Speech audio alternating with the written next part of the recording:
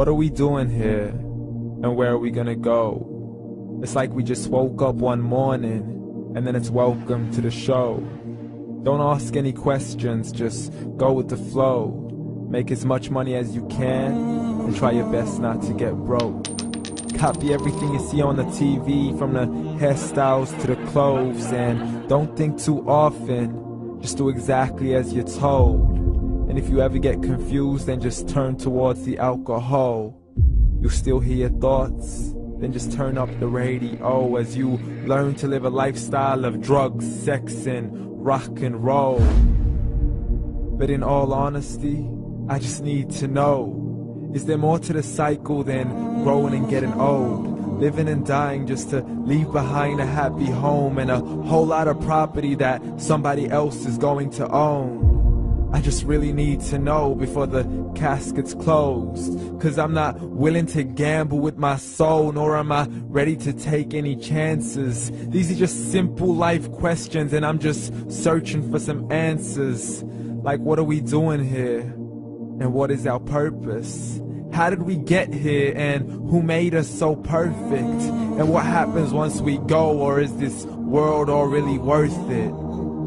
Questions we don't answer because apparently we don't really have to. There's no purpose to this life and our existence is merely natural. Then in that case, please let me ask you, did you create yourself, or was it somebody else who had fashioned you?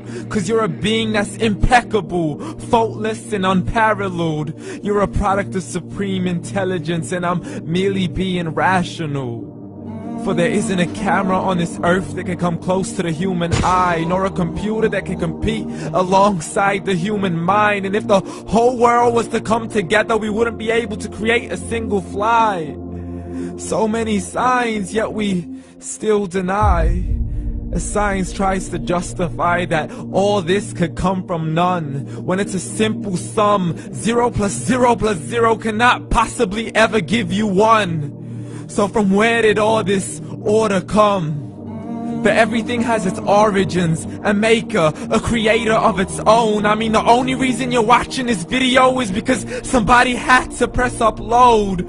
So we can believe in the Big Bang, but I'd rather believe in He who caused it to explode. Allah, the creator of everything, along with every single soul. The ever-living, the master, the only one who is in control.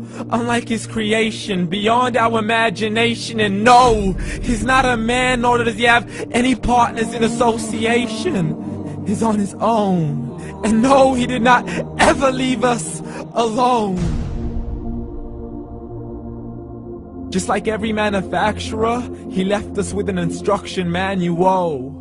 The Quran and Islam, and I'm sorry to jump to conclusions, but it's the only one possible.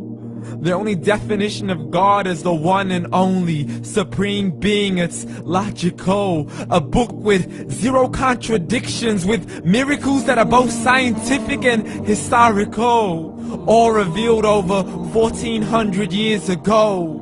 Like the detailed description of the human embryo. The descriptions of the human embryo in the Quran cannot be based on scientific knowledge in the 7th century. To the mountains as pegs holding firm the earth below, and the 2 seas that don't mix in a complete separate flow. To the planets in orbit, alternating night and day as they stay in flow. The expansion of the universe and the creation of everything from H2O.